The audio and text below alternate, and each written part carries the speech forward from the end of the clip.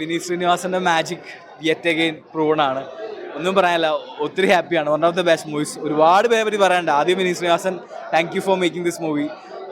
Secondly Pranav, super ആയിരുന്നു. നമുക്ക് ചില സീൻസിലൊക്കെ ലാലേട്ടൻ ഓർമ്മ വരും. അല്ല, പ്രണവ് തന്നെ കാണാൻ പറ്റി, പക്ഷേ റിസംബ്ലൻസ് നന്നായി ഫീൽ ചെയ്തു. ബട്ട് എനിക്ക് ഹൃദയത്തിൽ നമ്മുടെ പ്രണവിൻ്റെ ആക്ടിങ് ആണ് ഞെട്ടിയെങ്കിൽ എനിക്ക് ഇതിനകത്ത് ഏറ്റവും കൂടുതൽ ഞെട്ടിയത് ധ്യാൻ്റെ പെർഫോമൻസ് ആണ്. അടിപൊളിയായിരുന്നു പുള്ളിനെ കൊണ്ട് ഇത്രയും പറ്റും എന്ന് കേപ്പബിൾ ആണെന്നുള്ളത് ഭയങ്കര തെളിയിച്ചിട്ടുണ്ട്. I am very happy for that. പിന്നെ സെക്കൻഡ് ഹാഫ് ഒരു ഐറ്റം വരുന്നുണ്ട് മോനെ, നിതിൻ പോളി. പുള്ളി വെറുതെ അഴിഞ്ഞാടുകയായിരുന്നു. ഒരു ഫുൾ ആ സ്കോറും മാസ് എൻട്രി ഒക്കെ വെച്ച് വന്നിട്ട് പിന്നെ അങ്ങോട്ട് ഇഷ്ടം പോലെ കോമഡീസ് ആണ്. ഫസ്റ്റ് ഹാഫ് ഒരു വല്ലാത്തൊരു ഫീൽ ആയിരുന്നു. സെക്കൻഡ് ഹാഫ് ഫുൾ കോമഡി ട്രാക്കാണ്. സെക്കൻഡ് ഹാഫ് നിവിൻപോളിയുടെ കയ്യിലാണ്. മൊത്തത്തിൽ 2-3 വേറെ ക്യാമിയൂസ് കൂടി ഉണ്ട്, നല്ല രസമുണ്ടായിരുന്നു.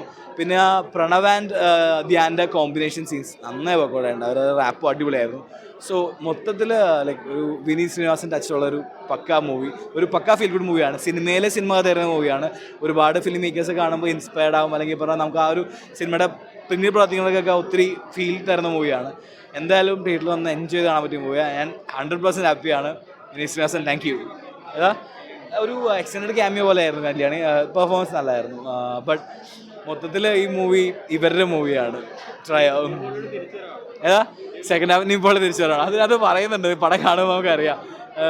പറഞ്ഞു എന്തുകൊണ്ടും തിയേറ്ററിൽ വന്ന് കാണാൻ പറ്റിയൊരു മൂവിയാണ്. ഫീൽ ഗുഡ്, ഇമോഷൻ, തമാശ എല്ലാം നന്നായി വർക്കൗട്ടായിട്ടുണ്ട്. ആൻഡ് വിനീത് ശ്രീനിവാസൻ, നിവിൻ പോളിൻ്റെ ആ പഴയ വൈബ്, ആ സ്വാഗ്, നമ്മൾ നിവിനിൽ കാണാൻ ഇഷ്ടപ്പെടുന്ന സീൻസ്, അത് തന്നെ ഇതിനകത്ത് ക്ഷമയുണ്ട്. പിന്നെ ഒരു കാര്യമാണ്, ഇതിനകത്ത് കുറേ പേരെ ട്രോളുണ്ട്. വിനീത് ശ്രീനിവാസൻ ട്രോളുന്നുണ്ട്, പ്രണവിനെ ട്രോളുന്നുണ്ട്, ആൻഡ് നിവിനെ തന്നെ ട്രോളുന്നുണ്ട്. സോ ഒത്തിരി എൻജോയ് ചെയ്യുമ്പോൾ ഒത്തിരി മൊമെന്റ്സ് ഉണ്ട്. സീൻസ് ഓർമ്മയുണ്ട്. പിന്നെ എന്ന് വെച്ച് കഴിഞ്ഞാൽ ഇതിനകത്ത് അങ്ങോട്ടും ഇങ്ങോട്ടും അവരുടെ പെർഫോമൻസും എല്ലാം നന്നായിട്ടുണ്ട്. സോ നമുക്ക് ഒത്തിരി എൻജോയ് ചെയ്യാൻ പറ്റും. പിന്നെ പഴയ ലാലേട്ടൻ, നമ്മുടെ ശ്രീനിവാസൻ്റെ ഡയലോഗ്സ് ഒക്കെ ഇവർ ചെയ്യുമ്പോൾ അത് നന്നായി വർക്കൗട്ട് ആയിട്ടുണ്ട്. സോ എനിക്ക് മനസ്സ് നിറഞ്ഞു, വെരി ഹാപ്പി. അതെ, എനിക്ക് പെർഫോമൻസ് വൈസ് എനിക്ക് ധ്യാൻ ഓർമ്മ. ഞാൻ പ്രണവും ഒട്ടും മോശമായില്ല, സൂപ്പറായിരുന്നു. എനിക്ക് അത് നിങ്ങൾക്ക് കാണുമ്പോൾ മനസ്സിലാവും, നന്നായിട്ട് തന്നെ ചെയ്തിട്ടുണ്ട്. ബട്ട് ഹൃദയത്തിൽ നമ്മൾ ഓൾറെഡി പ്രണവിൻ്റെ ആക്ടറിനെ തിരിച്ചറിഞ്ഞാണ്. ഇതിനകത്ത് ധ്യാൻ എന്ന് പറഞ്ഞ ആക്ടറിനെ പഠിച്ചിട്ടുണ്ട്.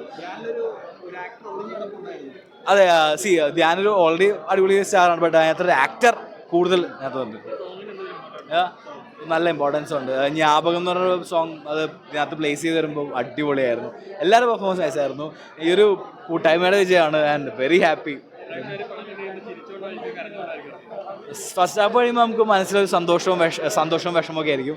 സെക്കൻഡ് ഹാഫിലേക്ക് വരുമ്പോൾ ഇഷ്ടം പോലെ ചിരിക്കാറുണ്ട്. പടം കഴിയുമ്പോൾ എല്ലാവരും മനസ്സ് ഹാപ്പി ആയിരിക്കും. നല്ലൊരു സിനിമയുടെ ഫീലും ആയിരിക്കും എല്ലാം വർഷങ്ങൾക്ക് ശേഷം. അതാ പറഞ്ഞത്, സ്വയം നെപ്പോക്കിസ്റ്റ് റെയിലാണോ നിവിൻ പോൾ ബാക്കിയുള്ള റെയിലാണോ എന്ന് പടം കാണുമ്പോൾ മനസ്സിലാവും. എല്ലാം കിട്ടും. ഇത് കഴിവുള്ളതിന് സിനിമ കിട്ടും, അത് പറയുന്നുണ്ട്.